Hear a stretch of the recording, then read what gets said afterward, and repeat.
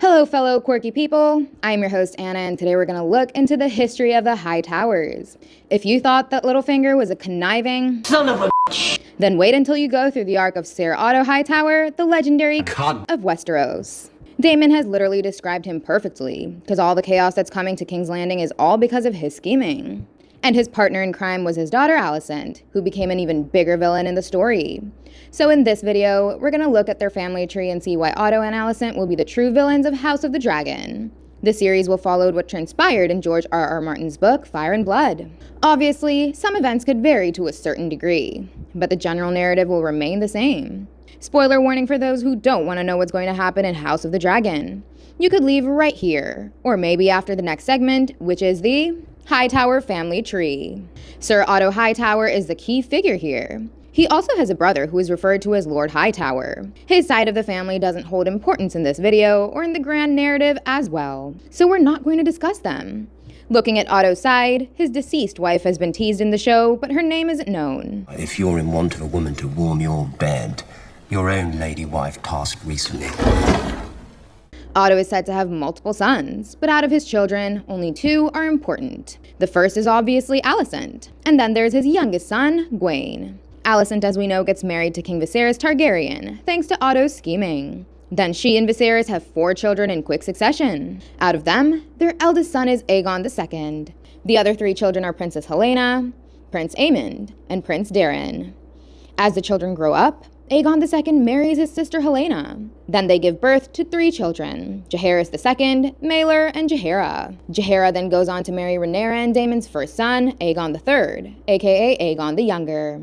And this is where the mix of Hightower Targaryen family tree comes to an end. Now, let's go on to the first important member, Ser Otto Hightower. He is played by the Welsh actor Rhys Ifans, who also played the Lizard in The Amazing Spider-Man and No Way Home. Otto Hightower served as Hand of the King to 3 kings. First, he became the Hand of King Jaehaerys, after his son Balon Targaryen died. And in the final 2 years of King Jaehaerys' reign, when he was bedridden with sickness, Otto basically ruled the 7 kingdoms. Then he became the Hand of King Viserys, whose reign began as soon as Jaehaerys died. Along with Viserys came his rash brother Prince Daemon, who was named the Master of Coin. After serving in the post for a year, he became the Master of Laws for 6 months. During this time, his ego clashed with Otto's intellectual prowess, and they became the greatest of enemies. So Otto made Viserys remove Daemon from the Small Council. They made him the commander of the City Watch of King's Landing. But this move clearly backfired on Otto, as Daemon inspired all the soldiers of the City Watch and they became loyal to him. Then yet again, it was Otto who struck back at Daemon by having Viserys remove him from King's Landing itself. But after this, Otto tried to play his hand even further. After the birth of Alicent's children, Otto pushed King Viserys to make her sons his heirs to the throne ahead of Rhaenyra.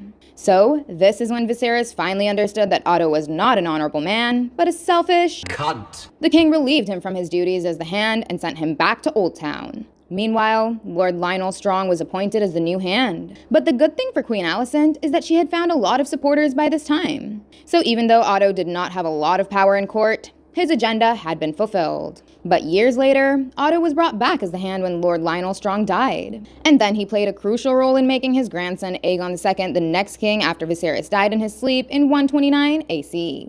Otto, Alicent, and the Greens denied the wishes of King Viserys and did not tell Rhaenyra of her father's demise. All supporters of Rhaenyra in King's Landing were either killed or imprisoned. But when the news of Aegon's coronation eventually reached her, she was fueled with rage and went into an early labor. This led to her having a stillborn child. She blamed this tragedy upon Otto, Alicent, Aegon, and the Greens and decided to arrange her own coronation. The crown that her father Viserys and her grandfather Jaehaerys wore was stolen and brought to her. Then, Daemon himself crowned her as the true queen in Dragonstone. Rhaenyra was offered a solution, where her children would get to be the heirs of the throne if she renounced her claim. But she turned it down. So, with war being inevitable, Otto tried to gain support from Corin Martell, the Prince of Dorne. But failing to gain an alliance, Otto was once again relieved as the Hand. And when Rhaenyra stormed into King's Landing, he was one of the first traitors who was caught. In many ways, Ser Otto Hightower was like Tywin Lannister. He managed to get his daughter married to the king and then took over command by having his grandson on the throne. But with his scheming and knowledge, he was also like Littlefinger. So naturally, he ended up dying like Peter Baelish as Rhaenyra beheaded him. Once again, it was proven that knowledge isn't power. Seize him. Stop. Wait. I've changed my mind. Let him go. Power is power. Now let's move on to Alicent Hightower. Lord Corlys Velaryon was known as the Sea Snake, but Alicent was the Snake of King's Landing. The younger version of this character is played by Emily Carey, where Olivia Cooke will play the older Alicent. When Otto Hightower became the hand of King Jaehaerys, Alicent became his nurse and caretaker. It has been suggested in the books that she aided Jaehaerys in more ways than just nursing for him. And she also slept with King Viserys while his first wife, Aemma Arryn, was alive. But obviously, this isn't what's happening in House of the Dragon. Otto planted the seeds for Viserys and Alicent's wedding after Aemma died. She was conflicted in doing Ser Otto's bidding, as we saw how she used to harm herself. But ultimately, she grows up to be a lot like her father. You could draw some parallels between her and Cersei Lannister as well. Cersei wanted her sons on the throne, and so did Alicent. When the small council was trying to find a suitable husband for Rhaenyra, Alicent suggested that she should be married to Aegon II. Viserys claimed that the half-siblings didn't really get along, but Alicent still urged for it. So Viserys refused, believing that Alicent only wanted her own blood on the throne. She also had a hand in spreading rumors that Rhaenyra's sons were bastards. This was her way to weaken Rhaenyra's claim, as no one would have wanted bastards to be the heirs to the Iron Throne. Eventually, both Rhaenyra and Alicent became important figures in King's Landing. They used to be great friends, but they grew to hate each other after Alicent became Rhaenyra's stepmother. I intend to marry the Lady Alicent Hightower. A great tourney was held on Viserys and Alicent's wedding anniversary.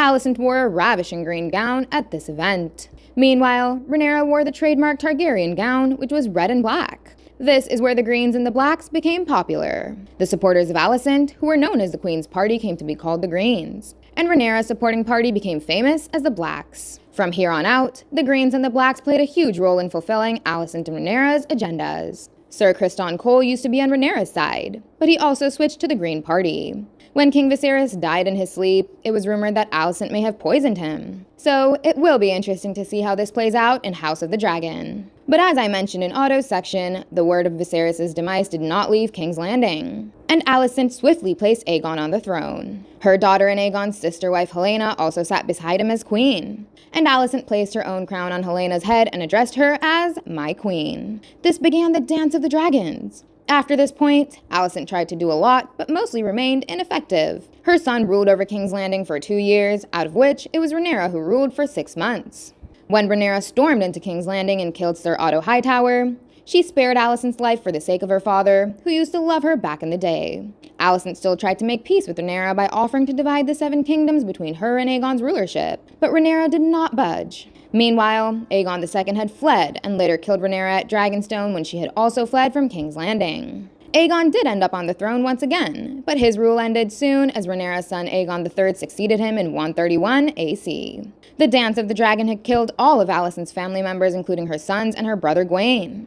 And she was put in prison for the rest of the days, where she went crazy and started talking to herself. And then in 133 AC, she ultimately died when the winter fever broke out. So this was the story of House of the Dragon's selfish villains. All the chaos and turmoil that King Jaehaerys foresaw happened because of their scheming and plotting. Let's see how House of the Dragon handles these events. Hit the like and subscribe buttons if you already hate the Hightowers. Goodbye, and I'll see you in the next one.